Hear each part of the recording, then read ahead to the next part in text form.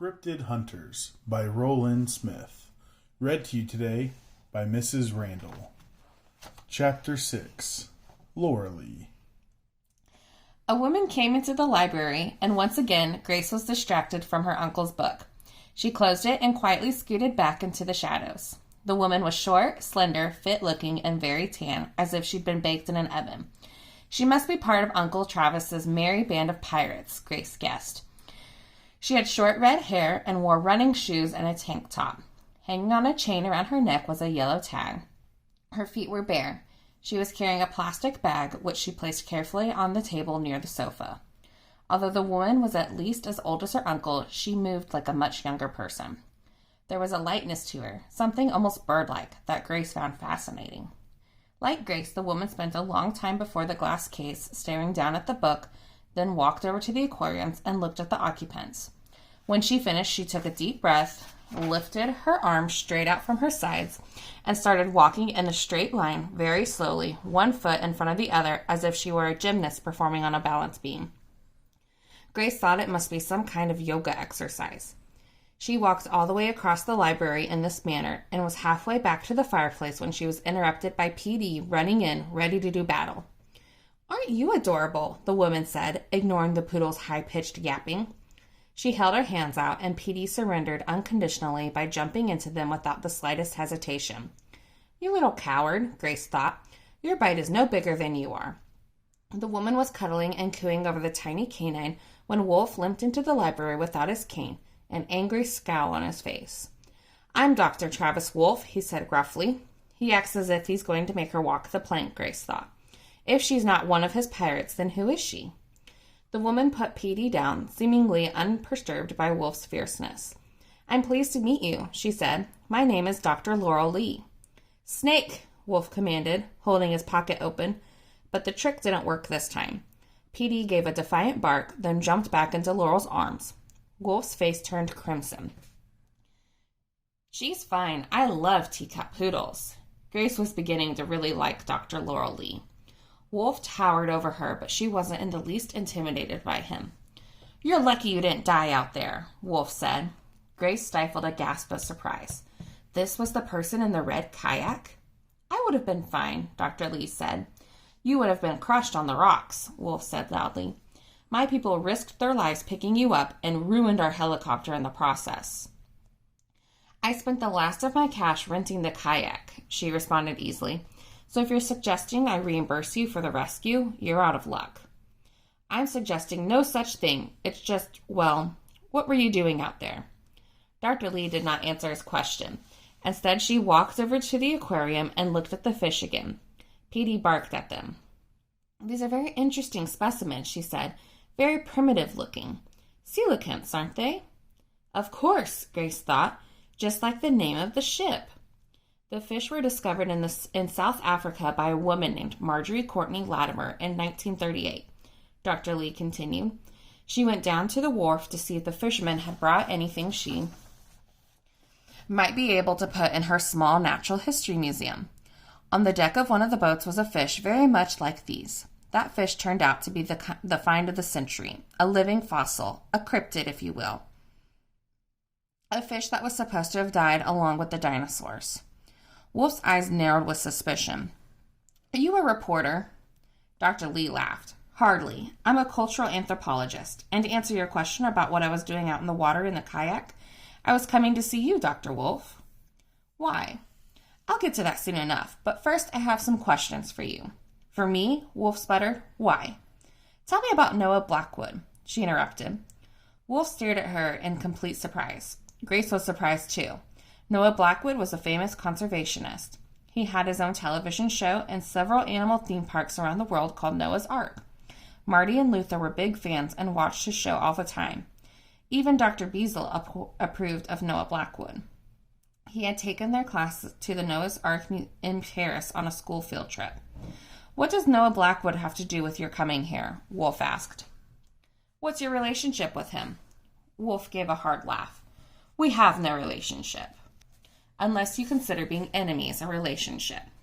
"Rivals, perhaps?" "Ridiculous. But you did work for him. Briefly, a long time ago, and even then we weren't exactly fond of each other." Why? Dr. Lee asked. You are a reporter, Wolf said. I swear I'm not, but before I tell you why I'm here, I need to know more about you and Noah Blackwood. I've already made a terrible mistake with Dr. Blackwood, and I'm not about to make another one. Wolf stared at her for a few minutes, then squatted down in front of the hearth to put a log on the fire. When he stood up, his attitude seemed to have softened a little bit. Okay, he said. What do you want to know? Who is he? What do you mean? I know he's one of the world's foremost conservationists. I've talked to a lot of people about him, and to a person, they have nothing but praise for his work. I watched a couple of his television shows, and I have to say, he's an impressive man. But there seems something beneath the surface. Something, I don't know. Something hidden, I guess. Wolf looked at her. You're very perceptive. Have you met him? No, I did manage to talk to him on the telephone a couple of times. He was pleasant enough, but there was something... Noah Blackwood is a man absolutely void of love or compassion, Wolf interrupted. He lives totally for himself and his selfish needs. That's certainly not the personality he portrays on television. I didn't say he wasn't intelligent or charming, Wolf said. He's both, but he's not a conservationist. That image is nothing more than a clever mask he wears to get what he wants. A wolf in sheep's clothing? Something like that. As a renowned conservationist, Blackwood can go into the woods and do anything he wants. If there's a question about his activities, he puts on his conservation mask, and the doubts and questions vanish into thin air. Noah Blackwood would never do anything to harm an animal. The notion is outrageous. At least that's how the thinking goes. What kind of activities? Noah Blackwood is a collector, Wolf said. His parks are nothing more than holding areas so he can make money off the animals before he harvests them. Harvest? Wolf made a throat-slitting motion with his index finger. You're certain of this? Absolutely certain. I've seen some of his so-called trophies. He has mounts that would turn the Smithsonian Natural History Museum green with envy. And I suspect that the stuffed animals are just the tip of the iceberg. Dr. Lee shook her head in disgust. Can we sit down? I'm feeling a little ill. Of course. Wolf moved some of the pillows on the sofa and they sat down. PD seemed very content to stay in Dr. Lee's lap. Now what's this all about? I'm not trying to be obstinate, Dr. Lee said, but I still need a little more information about you and Noah before I can tell you. Wolf sighed and gave her a reluctant nod. What did you do for Noah? I caught a great white shark for him, Wolf said. Grace wasn't certain she had heard correctly. She moved a little closer to the railing. Petey looked up at the balcony and started barking. Grace froze and held her breath, hoping they wouldn't discover her. Dr. Lee laughed. I guess she doesn't like sharks. She doesn't, but I don't think that's what she's barking about. He looked toward the balcony. Dr. Lee calmed Petey down by scratching her head. And, to Grace's relief, the poodle stopped barking, and Wolf continued his story. After I graduated from veterinary school, Noah hired me to catch a great white for his Seattle ark. At that time, no one had ever been able to keep a great white alive long enough to put it on display. Or since, I understand, Dr. Lee said. I read about this when I was looking into Blackwood's considerable accomplishments, but I don't recall seeing your name in connection with the shark. Blackwood was not into sharing the glory, Wolf said, which was fine with me. He paid us $500,000 for that great white. Us? A friend of mine from college named Ted Bronson helped me. Ted knew virtually nothing about animals, but he knew everything there was to know about electronics and computers, which was a tremendous help. Ted is your partner in E-Wolf now? Yes. Wolf got up and started pacing. You see, the problem isn't catching great whites. It's transporting them. They either die on the way or within a few days after being put into the aquarium. Ted and I invented a shark transport box. The whole thing was computerized, water flow, temperature, oxygenation. The box was a thing of beauty. We managed to catch a 14-foot great white and brought it to Blackwood's Seattle ark. It lived for 5 years, and people lined up for miles to see it. I bet Noah made $10 million off that fish. And you only got $500,000? It was enough for me to get out of Blackwood's clutches, Wolf said, and enough for Ted and me to start E-Wolf. Blackwood wanted us to go out and catch more great whites for other arks. We refused. He wanted to buy our transport box, but we wouldn't sell it to him. Why not? Laurel asked. It's not as if great whites are endangered. If I'd stayed at Noah's Ark, I would have been hooked, just like that great white I caught for Blackwood, Wolf answered, like everyone else who works for him. And if I'd sold him the box, he would have used it to transport endangered animals for his private collection. He would have used me. Mrs. Couts is right, Grace thought. You can learn a lot by looking at the books a person reads, but you can learn even more by hiding among them. As Wolf recounted his capture of the great white shark, he was transformed into a different person. His limp was less pronounced, and a gleam came into his eyes that had not been there before. So when you left the park, what did you do? Dr. Lee asked. Got Wolf up and running with Ted. Then Wolf hesitated. You went to Lake Taylor, Dr. Lee finished the sentence for him. There was a long silence. Grace could hear the snap of the logs burning in the fireplace. Finally, Wolf said, There are only a handful of people who know about the Lake Taylor expedition. He locked his brown eyes on her. And you didn't learn about it by checking my background, Dr. Lee. There is no record of that expedition anywhere. You're right. Dr. Lee opened her plastic bag and removed a cardboard box. She took several crumpled newspapers from the box and then very carefully pulled out a large greenish egg. Wolf gently took the egg from her, which filled up both of his giant hands, and carried it over to the laboratory bench, where he examined it for some time before whispering, as if a loud voice might break the shell. Where did you get this? I stole it. From whom? From Noah Blackwood. Where did he get it? From me, I'm afraid. Wolf gave her a quizzical look. Grace didn't understand either what was Dr. Lee talking about. 3 months ago, she continued, I was living with a group of pygmies near Lake Taylor in the Congo, and I met an old friend of yours. Mazalito? Wolf asked in surprise. Dr. Lee nodded. I thought they were an uncontacted tribe, but I learned that you had gotten there 14 years before me. He gave this to you. A going-away present. As I said before, I've been out in the field for years. Lake Taylor was to be my last field project for a while. I decided to return to the States and teach at a small private university in Florida. I thought it was time to share what I'd learned from the indigenous people I'd met around the world. She stood and walked over to the fire, still cradling Petey in her arms. But the plan changed when Mazalito gave me that egg. Did he tell you where he got it? He said it came from the nest of Mokele Mimbe. Must be some kind of rare bird, Grace thought. Wolf shook his head. There is no Mokele Mimbe. Not anymore. Mazalito said you might feel that way. Did he tell you why? Yes. In fact, he told me quite a bit about his friend Wolf. I bet he did, Wolf said. Look, I'm not saying the egg didn't come from Mokele Mimbe, but it's obviously very old. He gave the egg a gentle shake. It's brittle. There are some pieces missing. It could have been laid decades ago and preserved somehow. Mazalito insists that Mokele Mimbe still is alive. After you left, he found a nest with 3 eggs. 2 of the eggs hatched. You're holding the 3rd. Really, Wolf said. Wolf gently set the egg back in the box and joined Dr. Lee in front of the fire. What happened to the 2 that hatched? The male died last year before I arrived at Lake Taylor. The female is still alive, but she's not well. Did you see her? Dr. Lee shook her head. I begged Mazalito to take me to her, but he refused. He said that he had promised you that he would never show Mokele Mimbe to anyone. Wolf nodded. Mazalito has always been a man of his word. He squatted down and started poking at the fire again, then looked up at Dr. Lee. Okay, it's your turn, and you can start by explaining how Blackwood falls into all of this. Fair enough, Dr. Lee said. When I got back to the States, I started looking into Mokele Mimbe. I showed the egg to a few colleagues, and they suggested I send it to Gene Arc Laboratories to have it analyzed. Wolf cursed and stood. Blackwood's lab. I had no funding, Dr. Lee said, and they offered to analyze the egg for free. Of course they did. Wolf started pacing again. Noah Blackwood lives for unusual samples. God knows what he's doing with the genetic material. My sister and brother-in-law were going to look into it, but they were...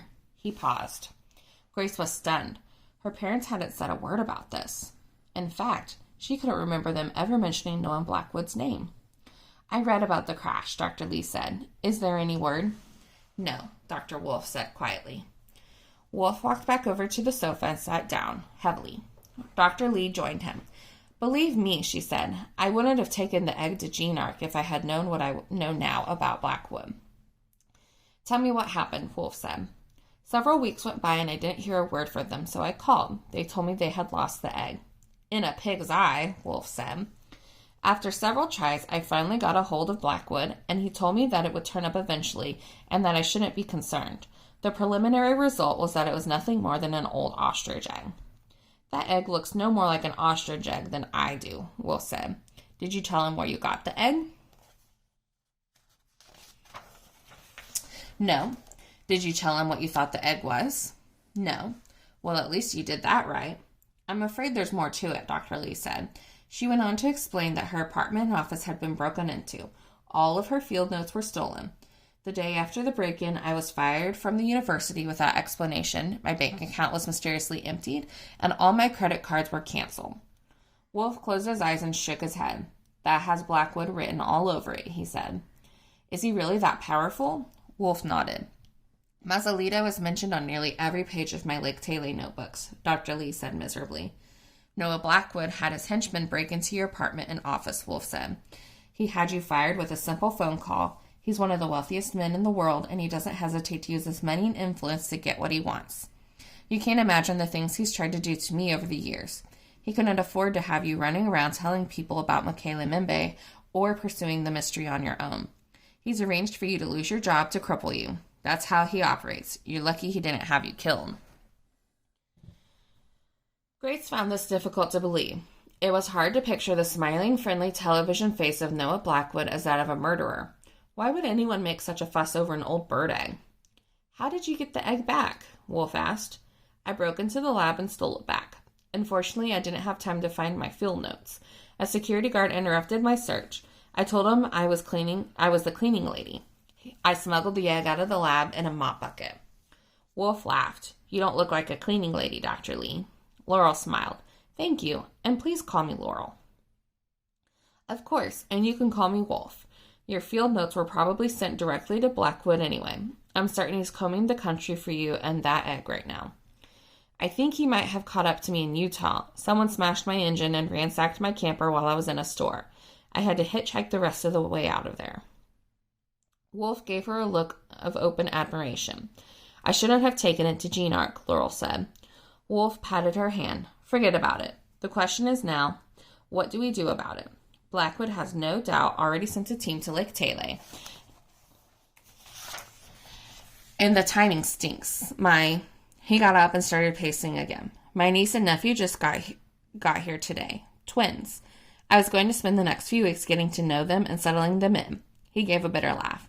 The irony is that I was going to take them there eventually, but I sure can't take them on this trip. Take them where? Laurel asked. What are you talking about? Grace was asking the same questions herself. Wolf stopped. It will take a few days to get ready, but you and I, Dr. Lee, are going to Lake Taylor. Why would Wolf want to take us to the Congo? Grace thought with alarm. On more than one occasion, Mazalito saved my life, Wolf continued. I'm not going to leave him out there for Blackwood's jackals to devour. We have to find him before they do. I'm not sure I'll be able to join you, Laurel said. I need to start looking for a job. You have a job, Wolf said. I just hired you. As what? You're my new chief anthropologist. Dr. Lee gave him a grateful smile. I guess I'll have no choice but to accept under the circumstances. But what about your niece and nephew? Wolf frowned. I might have to send them back to their boarding school. There's no time to arrange anything else. Grace nearly let out a cheer. What if Blackwood's men get to Lake Taylor before us? They will, Wolf answered, but we still have an advantage. What's that? I know Mazalito's phone number, and they don't. What are you talking about? Mazalito doesn't have a phone. Is the Molimo still there? Yes, Laurel said. It's on the roof. What roof? What kind of animal were they talking about now? Grace thought. Good, Wolf said. Let's go find Phil and start figuring out what we'll need for the expedition. After they had gone, Grace pulled out the hidden ones and looked up Michaela Mimbe. It was not a bird.